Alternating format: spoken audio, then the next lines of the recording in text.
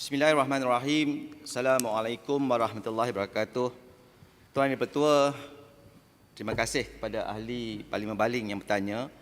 Urus Jemaah Yang Berhad UJSB mencatatkan pendapatan sebanyak 234 juta ringgit Malaysia bagi tempoh kewangan berakhir pada 14 Disember 2018 sehingga 31 Disember 2019 yang diperolehi daripada hasil dividen dan sewaan aset milik syarikat. Jumlah pendapatan yang kecil ini tidak dapat menampung kerugian operasi yang disumbangkan antaranya melalui perekodan kerugian nilai saksama dengan izin fair value loss ke atas instrumen equity sebanyak 7.57 bilion ringgit Malaysia dan kerugian rosot nilai dengan izin impairment loss sebanyak 1.77 bilion ringgit Malaysia sehingga menyebabkan UJSB mencatatkan kerugian bersih sebanyak 9.95 bilion ringgit Malaysia. Jumlah nilai saksama aset UJSB pula adalah sebanyak 10.33 bilion ringgit Malaysia berbanding jumlah liability sebanyak 20.29 bilion ringgit Malaysia. Keadaan ini sememangnya telah dijangka memandangkan aset-aset tabung haji yang telah dipindahkan kepada UJSB dibuat bukan pada nilai saksama iaitu 9.7 bilion ringgit Malaysia.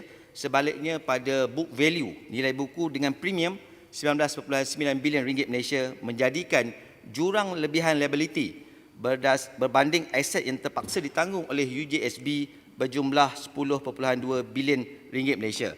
Tuan Yang Bertua, untuk makluman ahli yang berhormat, walaupun penyata kewangan UJSB telah disediakan berlandaskan dengan izin going concern basis memandangkan syarikat telah menerima surat sokongan kewangan dengan izin Financial Support Letter bertarikh 27 Mei 2019 daripada Menteri Kewangan diperbadankan.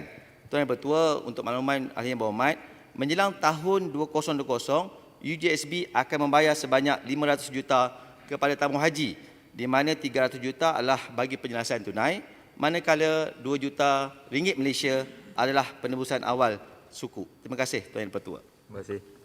Silakan Yang Berhormat Datuk Seri. Terima kasih kepada Yang Berhormat Timbalan Menteri.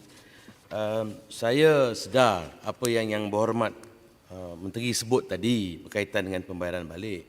Tapi kemampuan UJSB untuk membayar balik hutang sebanyak 27.56 bilion mengikut masa yang ditetapkan oleh tabung haji masih lagi samar.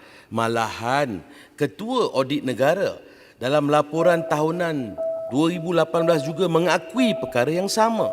Ini menunjukkan pemindahan aset strategik tabung haji UJSB ini adalah satu kesilapan dan pengkhianatan yang amat besar oleh Pakatan Harapan kepada umat Islam dulu. Jadi, saya harap apa yang Berhormat Timbalan Menteri sebut tadi akan dapat direalisasikan bayaran-bayaran pada tahun ini.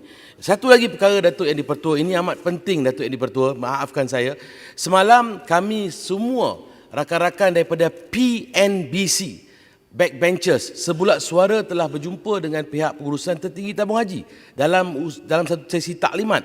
Dalam itu kami telah memohon, Yang Berhormat Arau telah menyatakan bahawa kami sebulat suara menyokong agar tanah di Sarawak Tamakor 76% itu tidak dijualkan. Ini kerana perancangan lebih 278% ladang-ladang dimiliki oleh tabung haji tersebut harus dihentikan. Kena bincang dengan kita sebab hari ini harga mentah kelapa sawit sudah melebihi 3,300, malah akan sampai ke 3,500 dalam masa yang terdekat ini. Apatah lagi Pen Borneo Highway dah sampai ke tanah itu. Dan ada satu lagi perkara, 163 bilion US dollar, iaitu ibu kota Indonesia Jakarta akan dipindahkan di Kalimantan hanya 35 minit daripada tanah yang bakal dijualkan. Apa yang saya nak sebutkan di sini, demi kelangsungan kesejahteraan kami sayang kepada pendeposit tabung haji, kami sayang kepada rakyat Sarawak. Bagilah limpahan ini kepada rakyat Sarawak untuk merasai manfaat nikmatnya. Jadi tak perlu jual. Kalaulah tabung haji plantation hutang dengan tabung haji, boleh bagi moratorium macam mana bank-bank negara buat. Jadi saya sekali lagi mengingatkan kepada Menteri Kewangan, Menteri Ekonomi dan Yang Amat Berhormat Perdana Menteri untuk masuk campur dalam hal ini, runding balik dengan PNBBC. Kita juga ada kaedah solusi untuk menyelesaikan. Terima kasih Datuk Yang Dipertua. Terima kasih. Sila Yang Berhormat Timbalan Menteri. Terima kasih Tuan Yang Dipertua. Terima kasih ahli yang berhormat. Dua perkara yang dibangkitkan oleh ahli Parlimen Baling. Yang kedua itu saya bagi jaminan saya akan sampaikan kepada Yang Berhormat Menteri Kewangan tentang keluh resah terhadap isu yang telah dinyatakan oleh Yang Berhormat Baling berkaitan penjualan kepada syarikat Tamako. Itu saya minta pada Yang Berhormat Baling, saya akan bagi jaminan supaya perkara ini saya akan sampaikan segera kepada Yang Berhormat Menteri Kewangan. Saya berbalik pada persoalan pertama Tuan Yang Pertua yang dinyatakan oleh Yang Berhormat Baling. Saya harus menyatakan di awal mula ini, kerajaan hari ini adalah kerajaan yang amat prihatin.